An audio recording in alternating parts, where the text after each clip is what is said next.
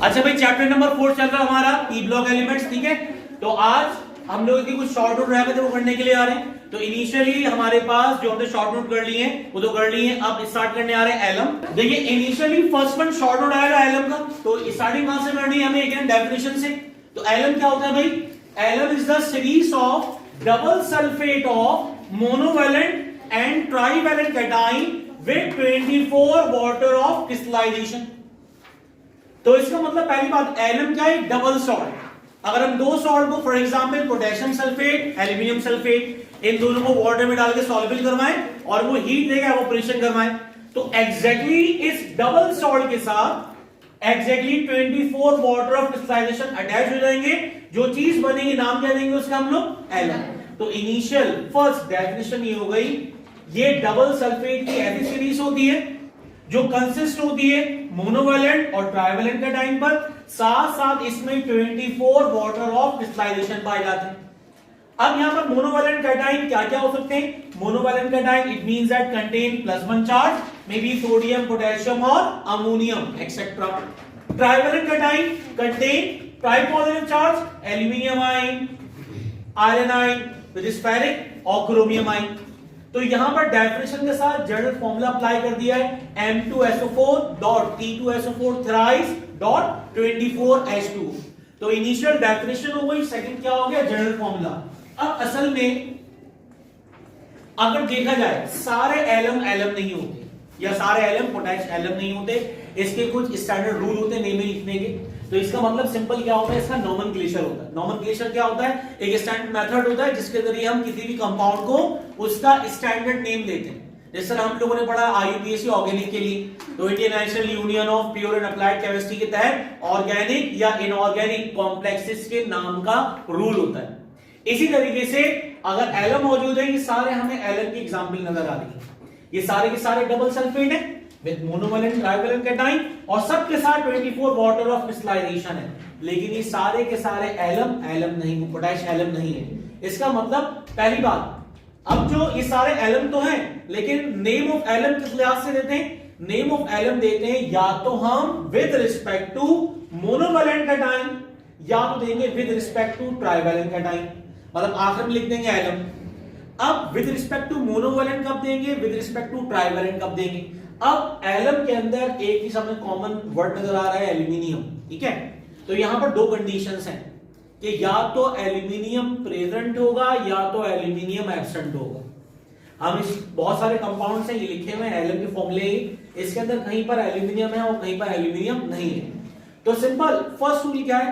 If alum is present, अगर aluminium present होगा alum के अंदर, अगर एलम के अंदर एल्यूमिनियम प्रेजेंट है, if aluminium is present then name of alum with respect to monovalent cation। अगर एल्यूमिनियम प्रेजेंट होगा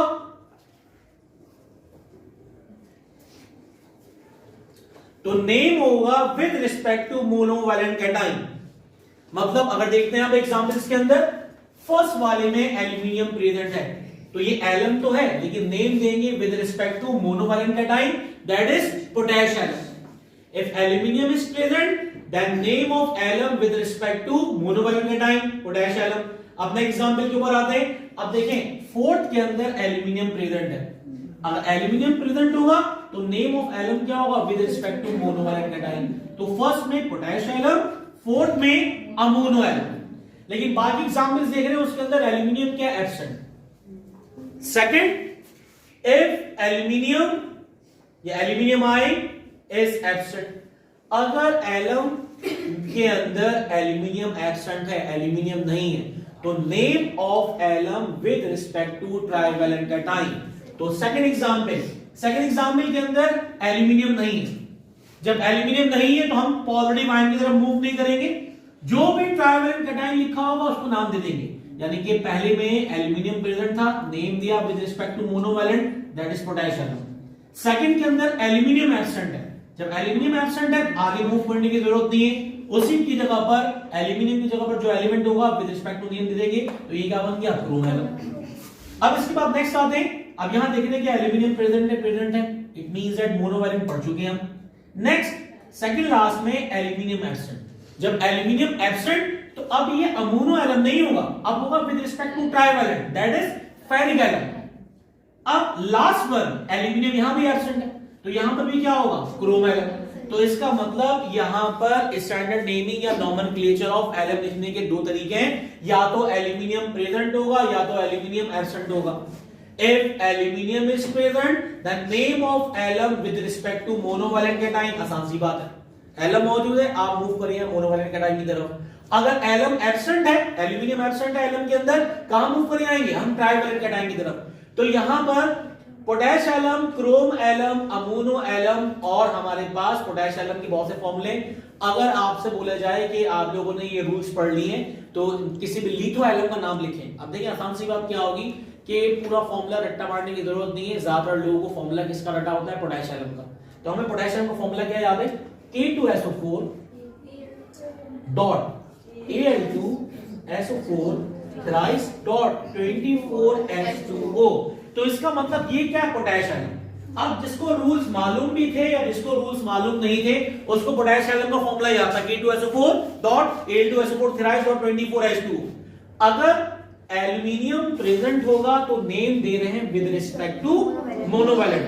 आपसे कहा जाए कि भाई लिथो एलम का फॉर्मूला लिखो, लिथो एलम, तो लिथो एलम के फॉर्मूला सुन के लोग घबराए थे, भाई फॉर्मूला क्या, इसमें लिखेंगे स्ट्रक्चर कैसे, कोई मसला नहीं है, पोटैश एलम लिख दिया हमने। पोटैश एलम में जो लिखा है हमने with respect to aluminium present था, मोनोवैलेंट पे चलेगा। अब जो पोटैश एलम का फॉर्मूला है उसमें से पोटेशियम को रिप्लेस कर देंगे किसके अंदर, ये भाई लिथियम, तो ये बन गया लिथो एलम। इसका मतलब एल्यूमिनियम प्रेजेंट है, मोनोवैलेंट को चेंज करते रहेंगे, litho alum, ammonia alum, potash alum. अगर एल्यूमिनियम की जगह पर रिप्लेस कर दे कोई चीज, ट्राइवैलेंट कैटायन, अगर एल्यूमिनियम की जगह पर कुछ लेके आएंगे, ठीक है, तो नेम होगा विद रिस्पेक्ट टू ट्राइवैलेंट। अगर आयरन लेके आ गए, Fe+ लेके आ गए फेरिक एलम, क्रोमियम लेके आ गए क्रोम एलम, ठीक है। लेकिन अगर एल्यूमिनियम है तो एलम एलम नहीं हो सकता, क्लियर है ये। तो ये होगा इसके IUPAC। अब IUPAC के अंदर अगर कोई सवाल है तो पूछ लें, आसान सी बात ही बहुत ही, एल्यूमिनियम प्रेजेंट है या एल्यूमिनियम एब्सेंट है। नेम होता है एल्यूमिनियम का विद रिस्पेक्ट टू कैटायन, या तो कैटायन इसके अंदर ट्राइवैलेंट है या तो कैटायन क्या है इसके अंदर मोनोवैलेंट है। मोनोवैलेंट पे कब मूव करेंगे, अगर एलम के अंदर एल्यूमिनियम प्रेजेंट हो। ट्राइवैलेंट पे कब मूव करेंगे, अगर एल्यूमिनियम में, एलम के अंदर एल्यूमिनियम आइंस मौजूद ना हो। तो ये हमने पढ़ लिया इसका नॉमेनक्लेचर। नॉमेनक्लेचर में कोई मतलब किसी को भाई। अब नॉमेनक्लेचर के बाद इसकी कुछ प्रॉपर्टीज हैं या इफेक्ट ऑफ हीटिंग है, वो जरा देख लेते हैं, तब करते हैं इसे।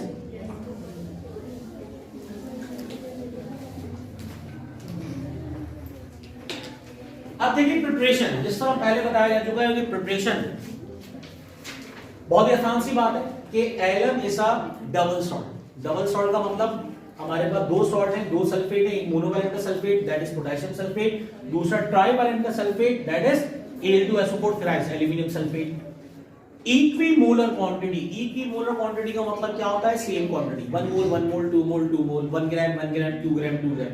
इक्विमोलर क्वांटिटी लेंगे, लेने के बाद पानी में डिसॉल्व कर देंगे। वाटर किसमें होगा, चाय के लिए, चाय डिश के अंदर, चाय डिश के अंदर वाटर लें, दोनों सॉल्ट को इक्विमोलर डिसॉल्व करें। डिसॉल्व करने के बाद जितने इसके अंदर डिसॉल्व हो गया, उसके बाद करवा दें इसके एवोपरेशन। एवोपरेशन करने पर एग्जैक्टली ये प्लस का मतलब ये होता है कि ये दोनों सॉल्ट अलग है, वाटर अलग है। अभी ये वाटर ऑफ क्रिस्टलाइजेशन नहीं है, लेकिन जैसे इसकी एवोपरेशन होगी एग्जैक्टली डॉट, डॉट का मतलब होता है एग्जैक्टली यहां पर कितना amount of water molecule attach हो चुका है, 24।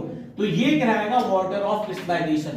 तो ऐसा सॉल्ट जिसके साथ वाटर ऑफ क्रिस्टलाइजेशन मौजूद हो वो हाइड्रेट्स भी कहते हैं उसको, और हाइड्रेटेड सॉल्ट भी कहते हैं, हाइड्रल सॉल्ट भी कहते हैं, हाइड्रेट्स भी कहते हैं, हाइड्रेटेड सॉल्ट भी। तो ये डबल सीरीज है सल्फेट की विद मोनोवैलेंट ट्राइवैलेंट कैटायन, जिसको हमने इक्विमोलर क्वांटिटी के अंदर पानी में डिसॉल्व किया। जब एवोपरेशन करवाई तो एग्जैक्टली 24 वाटर क्रिस्टलाइजेशन अटैच होगा। तो ये सिंपल क्या हो गई प्रिपरेशन इसकी। आखिरी बात कि effect on heat, effect on heat की बात करेंगे। अगर पोटैश को, पोटैश एलम को या किसी भी एलम को हीट करें हम 200 डिग्री सेल्सियस के ऊपर, तो potash alum contain 24 water of crystallization ये सारे के सारे वाटर क्रिस्टलाइजेशन लॉस कर देगा और लॉस करने के बाद जो चीज हासिल होगी वो कंसिस्ट होगी सिर्फ डबल सल्फेट के ऊपर, उसमें वाटर ऑफ क्रिस्टलाइजेशन सारे के सारे एवोपोरेट हो जाएंगे। अब जो हमारे पास फॉर्म हासिल होगी, इसका मतलब अगर हम इस पोटेश एलम को हीट कर दें, ये पहले क्रिस्टल होंगे हमारे पास, क्रिस्टल को जैसे हम हीट करेंगे 200 डिग्री सेल्सियस पर, जो चीज हासिल होगी उसमें वाटर ऑफ क्रिस्टलाइजेशन रिमूव हो जाएंगे और जो फॉर्म बनेगी उसके दो नाम है, या तो कहेंगे उसको फुल फिटकरी या कहेंगे उसको बर्न एलम। तो इसके अंदर अगर ओवरऑल बात करें तो ये जो शॉर्ट नोट है इसमें कंसिस्ट हो रहा है पहले डेफिनेशन, डेफिनेशन के बाद इसका जनरल फॉर्मूला, जनरल फॉर्मूले के बाद इसका नोमेनक्लेचर आईयूपीएसी नेमिंग और उसके बाद इसकी प्रिपरेशन और last one effect on heat. तो ये शॉर्ट नोट कंप्लीट हो गया।